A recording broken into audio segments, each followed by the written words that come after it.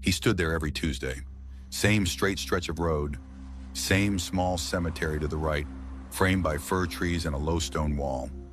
Officer James Carter held the speed gun in his hand and watched cars sweep past like streaks of light in the dusk. He exhaled, raised the radio to his mouth. Then he heard it, a scream. Not from the road, not from any car. It sounded far away, and yet close, as if it traveled through soil, through something that smothered it. A desperate, broken cry that ended in a wet, gurgling breath. James froze, looked toward the cemetery, and the scream came again. This time he was sure it came from there. He set the speed gun in the cruiser, grabbed his flashlight, and stepped over the gravel toward the open gate. The wind carried the smell of damp earth and dead leaves. The cemetery wasn't big, but it had an end. Far back where the ground sloped toward a ditch, and the headstones stood sparse and crooked, older than everything around them. The scream came again, weaker now, like someone was already running out of strength. James moved faster. His boots crunched on gravel and frozen twigs. He swept the beam over stones, names, years. 1932, 1957, 1911. And then, far back, he saw something that didn't belong, a grave that was new. The soil was dark and wet, piled into a neat rectangle. No flowers, no stone, just a simple wooden stake with no writing, like a marker someone forgot or didn't dare to name. James stopped, listening. A sound rose from below. Not a scream now, more like a rasping breath, a dull thud against wood. He dropped to his knees and pressed his ear close to the ground. Hell! Hell! A voice, a person. Ice shot through his chest. He grabbed the shovel leaning against a nearby tree. Someone had left it there, strangely. But after 2 digs, he realized it would take too long. The soil was heavy and sticky, like it had been mixed with water. He threw the shovel aside and started digging with his hands. Dirt packed under his nails. His fingers burned. He tore up clumps, flung them behind him, gasping, digging again. Every second felt like betrayal. His hands hit something hard. Wood. A coffin. He scraped the lid clean, searching for a grip. No handles. No visible screws. Only a seam sealed with something dark. Glue? Caulk? From beneath, one last cracked sound. James slammed his palm against the lid and shouted, "Hold on! I'm here!" He tried to wedge his fingers under the edge. The wood gave a little, but it held. He pulled his baton and struck the rim twice. A split opened. Air seeped up like a sick exhale.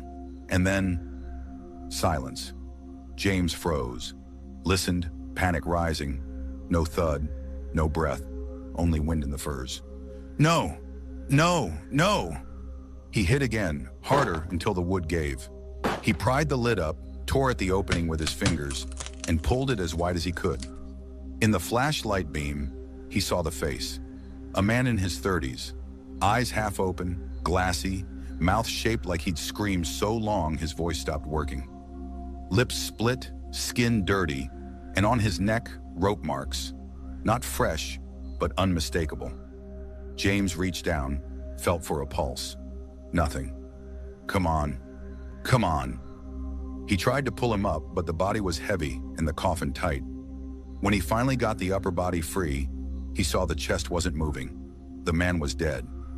James stayed on his knees in the cold soil, hands shaking. He could hear his own breathing as if it belonged to someone else. Then he pressed the radio, his voice breaking. "Dispatch, I need an ambulance. And CSU, cemetery off Route 117. There's a person. He's dead." The investigation exploded. The site was sealed off. Crime scene techs photographed every footprint, every clot of soil, every trace. The old cemetery, almost never visited, became a stage of floodlights, white coveralls, and low, urgent voices. The victim was identified quickly. Evan Miller, 34. Warehouse worker, no family nearby, a couple of friends, a few old jobs, a minor assault charge from years ago. Nothing that explained why someone would bury him alive, but details stood out. The coffin wasn't from any funeral home. The wood was cheaper, more hardware store than ceremony. The sealant along the lid was a specific marine-grade compound used for outdoor construction. And in the dirt, technicians found small white pellets. Lime? No, the tech said. Not lime. Odor and moisture absorbent, the kind used to bind dampness and smell, like someone wanted to slow decomposition or hide the scent for a while. The next day, the lead detective arrived, Detective Natalie Hayes. She was known for solving cases other people called impossible, not with luck, with pattern recognition where others saw only noise.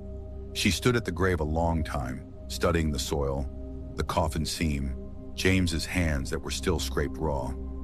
Then she said, "This was planned, and it was personal."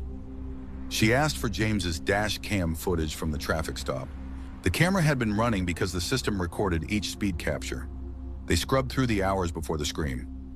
Nothing at first. Then briefly, a car slowing near the small pull-off by the cemetery, a dark station wagon. The driver stepped out, a figure in a dark jacket, a beanie, carrying something heavy, like a box or a loaded bag. The face wasn't visible, but the car was. Natalie made a list. Model range, approximate year, scuffing on the rear bumper, and a faded sticker in the window. An unusual symbol from a local riding stable. They ran registrations in the area. There weren't many. At the same time, they traced Evan's last day. His phone stopped pinging the night before. But earlier, it had been at an address on the edge of town near an old industrial strip. Natalie and her team went there, a rental building with cramped apartments and bad lighting in the stairwell. They knocked door to door. Most people knew nothing, or didn't want to. One neighbor finally mentioned something. "I heard fighting a few days ago, and someone crying, but there's always something here." Natalie requested access to the basement security camera. The image was grainy but clear enough. There was Evan. He entered the front door late at night, like he was following someone.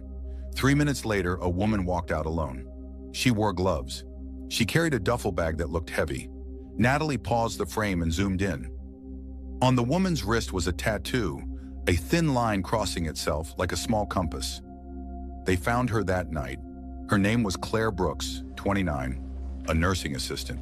No record, nothing that screamed killer. But the moment CSI entered her apartment, the tech caught the smell of chemicals. Not cleaning products, stronger. In the bathroom, they found rope in a storage bin, disposable gloves, plastic wrap, and a bottle of sedatives that could only come through healthcare access. In the closet was a folded tarp with soil on the edges. On the balcony sat a sack of absorbent pellets, the same kind found in the grave. Natalie sat across from Claire in the interview room. "Evan Miller died in a coffin," Natalie said evenly. "We have video, we have traces, and we have items in your apartment that don't have an innocent explanation." Claire stared at the table, expression blank. "I didn't do anything," she whispered at first. Natalie slid another folder forward. Not crime scene photos, an old police report, Claire's name, a date 8 months earlier. The heading, sexual assault. The case had been closed due to insufficient evidence. Evan's name was listed as the suspect. Claire's eyes blinked slowly, like she'd been waiting for someone to say it out loud. "You didn't believe me," she said. "Nobody did." Natalie didn't answer right away. She only looked at Claire and let the silence settle like weight. Finally, Claire continued, her voice low but steady. "I planned it for months. I saw him every day in my head. I saw how he smiled when he walked away. Like I was nothing." She described how she learned Evan's routines, the times he was alone, how she used medical knowledge to dose sedatives without killing him quickly, how she borrowed the station wagon with the riding stable sticker from an acquaintance and pretended she was moving supplies, how she chose the cemetery because it was close to the road, but still empty. "I wanted him to understand," she said. "I wanted him to feel the panic, the helplessness, the way time just runs out." Natalie stayed quiet. "Do you regret it?" she asked at last. Claire lifted her gaze. "It wasn't wild. It wasn't hysterical. Just hard." "No," she said.